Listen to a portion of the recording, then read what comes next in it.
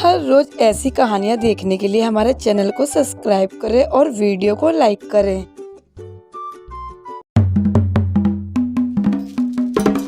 तीन चुड़ैल चिड़िया की भूतिया हवेली। सीतापुर जंगल में एक दिन बहुत ही काला अंधेरा छाया हुआ था। बिजली पटपट बोल रही थी और जंगल में तीन चुड़ैल टोनी चिड़िया के पति मोंटू चिड़िया को घसीटते हुए ले जा रही थी। और जब अगली सुबह होती है, टोनी चिड़िया अपने पति को ना देखकर बहुत ही चिंतित हो जाती है और आसपास सभी से पता करती है, लेकिन मोंटू चिड़िया का कुछ अता पता नहीं चलता। फिर टोनी चिड़िया के पास बंटी कबूतर आता है और टोनी चिड़िया को बताता है, अरे टोनी बहन, जल्दी से मेरे पीछे पीछे आओ, मुझे तुम्हें कुछ दिखाना है।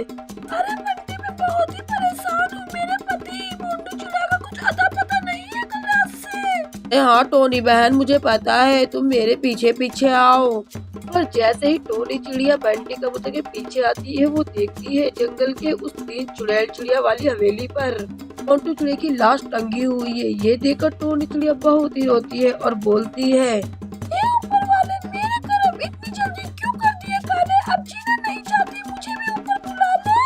जंगल के सभी पक्षी टोनी चिड़िया को संभालते हैं और समझाते हैं, टोनी बहन, अपने आप को संभालो, इस तरह नहीं बोलते। और तुम्हें तो पता ही है, इस जंगल में तीन चुड़ैल चिड़िया अक्सर किसी न किसी को मार देती है, और अब तुम सब्र करो। तब बोलकर जंगल के सभी पक्षी अपने अपने घर चले जाते हैं और टोनी चिड़िया भी अपने मायके चंदनवन जंगल आ जाती है।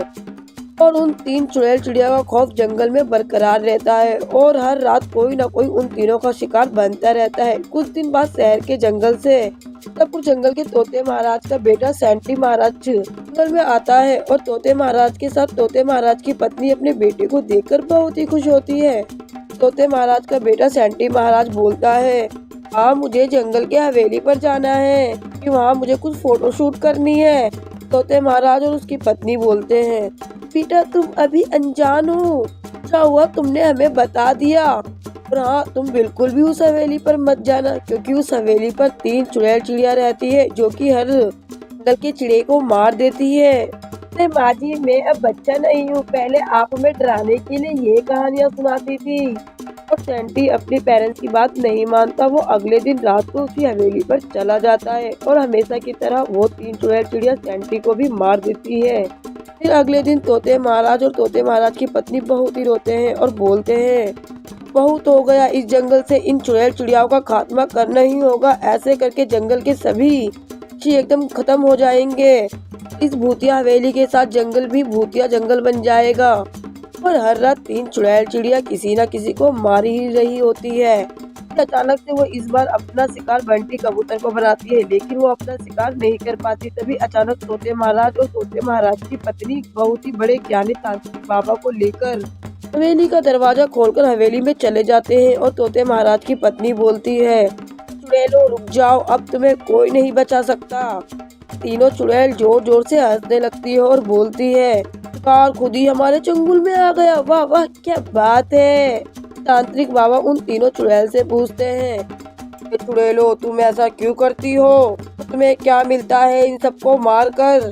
तीनों चुड़ैल अपनी बहुत साल पुरानी बात विस्तार से बताती है। बोलती है, जंगल के राजा की तीनों पत्नियां हैं। हम तीनों ही अपने राजा से बहुत ही प्यार करते थे, लेकिन राजा ने अपना वर्चस्व जमाने के लिए और दूसरी महारानी से शादी करने के लिए स्वार्थी हो गया और हम तीनों रानियों को मार दिया। और उस दिन से हम चुड़ैल बन गए। तो इसलिए हमें सभी पत्नियों के पति से नफरत है, इसलिए हम सभी के पति को मार देते हैं, क्योंकि हमारे पति ने हमें धोखा दिया है। लेकिन ये गलत है, तुम ऐसा नहीं कर सकती, ना ही तुम्हें ऐसा करना चाहिए। तांत्रिक चुप हो जा, ज्यादा बोल मत, वरना कभी तुझे जल्दी पड़े मरना। तांत्रिक बाबा अपने ये अपमान देखकर बहुत ही क्रोधित हो जाते हैं और गंगा जमुना सरस्वती तीनों का जल इकट्ठा किया हुआ गंगा जल तीनों चुड़ैल चिड़िया पर डाल देते हैं और तीनों चुड़ैल चिड़िया उसी वक्त जलकर राख हो जाती है। और हमेशा के लिए इस हवेली से तीन चुड़ैल चिड़िया का खौफ खत्म हो जाता है और फिर जंगल में भी खुशी खुशी रहते हैं। अच्छा, आपको मेरी वीडियो अच्छी लगी तो लाइक करिए और उसको शेयर करिए, सब्सक्राइब करिए। बाय।